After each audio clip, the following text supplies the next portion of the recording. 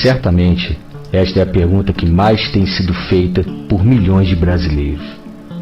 A resposta é: porque os 3 pilares que sustentam uma intervenção constitucional estão locados fora de seus eixos. Além de muitos enxergarem a intervenção constitucional como golpe militar, e há um abismo de distância entre um e outro, há um segundo erro gravíssimo de interpretação pela grande maioria das pessoas, adeptas ou não à intervenção, em especial os intervencionistas, a saber, a intervenção constitucional pretendida não é feita pelo comando das Forças Armadas, e sim pelo povo. Provavelmente você que agora assiste esse vídeo torceu o nariz à procura de fundamento para a referida afirmação, certo? Bem, este mecanismo, de forma bastante didática, será elucidado agora. Segundo a Constituição Federal de 1988, que a partir de agora trataremos como CF, em seu artigo 142, há 4 portas, ou podemos chamar de gatilhos, capazes de acionar as Forças Armadas. A primeira porta, pela presidência de uma das 3 casas, legislativo, executivo ou judiciário. A segunda porta, em defesa da pátria, contra ataques de outras nações, pela lei e não pelo cumprimento da CF, e pela ordem, guerra civil, desobediência civil e paralisação do país. As Forças Armadas via comando, ou seja, seus generais, são acionadas se e somente se os 2 primeiros gatilhos forem acionados, mas os 2 últimos não. E aqui está o grande erro de interpretação feito pela grande maioria. Eles nunca tomarão a iniciativa, ou não será uma intervenção, e sim um golpe militar. Haja vista que as 3 casas jamais irão acioná-las, e também por não estarmos sob ataque de outros países. Mas o elemento central de uma intervenção está no acionamento justamente das 2 últimas portas, pois somente elas são capazes de iniciar uma intervenção constitucional. Certamente essa elucidação levou você que assiste esse vídeo a outra indagação. Mas como isso na prática é feito? Bem, temos 2 motivos constitucionais em nosso favor. O primeiro é que as 3 casas estão constantemente passando por cima da lei, a CF. E o segundo, algumas regiões já estão praticamente em guerra civil, e outras já aderiram à desobediência civil, como no caso de Santa Catarina, que 75% da sua população não declararam imposto de renda em 2017. Repare que mesmo sem se dar conta, o cenário do país está a se desenhar para acionamento desse último gatilho. Mas para que de fato seja iniciado o processo de intervenção, é preciso rever 2 situações. A primeira, unidade entre os grupos intervencionistas e adeptos da causa. Isso envolve grupos de direita, os anticomunistas e principalmente o povo de bem.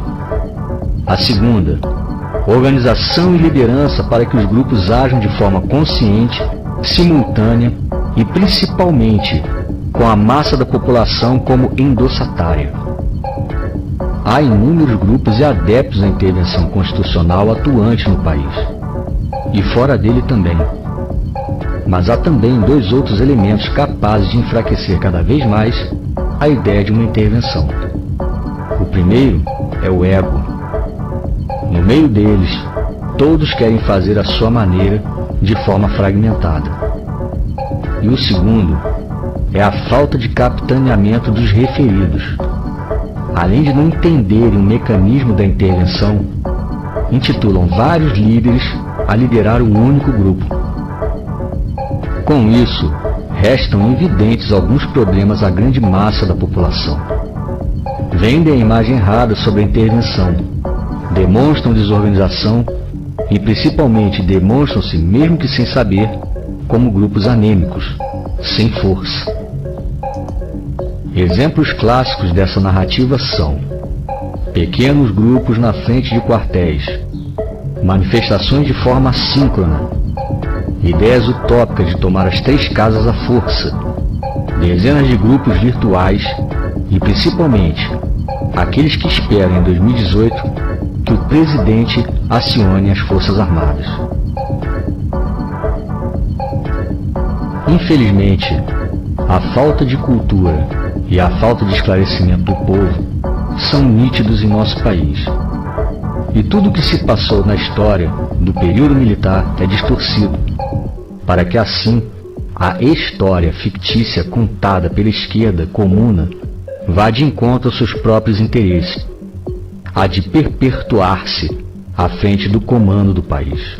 Com base nisso, a grande mídia, a maioria dos artistas pseudo-intelectuais, parte dos professores e afins, que são adeptos ao socialismo e comunismo, ou têm interesses financeiros, vendem a imagem distorcida do período militar no Brasil, que foi de 64 a 85. A forma como a Rede Globo tem narrado a história do período militar em sua minissérie é um exemplo cabal dessa afirmação. Covardemente, vendem a ideia de cerceamento da liberdade de imprensa, de maus tratos à população de bem, e principalmente de supostas torturas de presos políticos, e omitem informações sobre economia, desemprego, saúde, segurança e família. O cerceamento que houve no período militar foi acerca da grande mídia comunista. Não se podiam transmitir novelas com cena de sexo. Também eram proibidas letras de música que faziam apologia a drogas, à prostituição, ao comunismo e a outras obscenidades. Quanto aos maus tratos e supostas torturas, diferentemente dos dias atuais, os bandidos eram tratados como bandidos, não possuíam bolsa presidiário e direitos humanos. Usuários de drogas que ficassem pelas esquinas eram tratados como foras da lei. Guerrilheiros eram tratados como traidores da pátria. E nas classes escolares, os professores eram tratados como heróis. Nos intervalos tocava-se o hino nacional. Houve o maior crescimento econômico de todos os tempos e o menor índice de desemprego sem precedentes. A família era tratada como uma instância máxima da sociedade. Não se ouvia falar em aborto, tampouco em divórcio.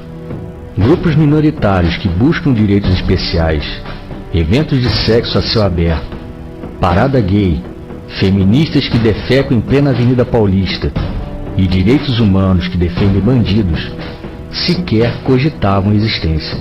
No que concerne a bandidos travestidos de políticos, esses sempre existiram na história da sociedade. Mas no referido período, o sujeito que fosse pego na prática de qualquer crime político, não havia STF para protegê-lo. A lei era cumprida. Nunca houve golpe militar. O que houve de fato foi um clamor de milhares de vozes, vozes do povo. Da mesma forma que foram feitos com Dilma e Collor. Forçosamente, essas milhares de vozes fizeram o Congresso caçar o até então presidente comunista João Goulart. Quem fez a intervenção de 64 no Brasil foi o povo. Artigo 1º da Constituição Federal. Todo poder emana do povo.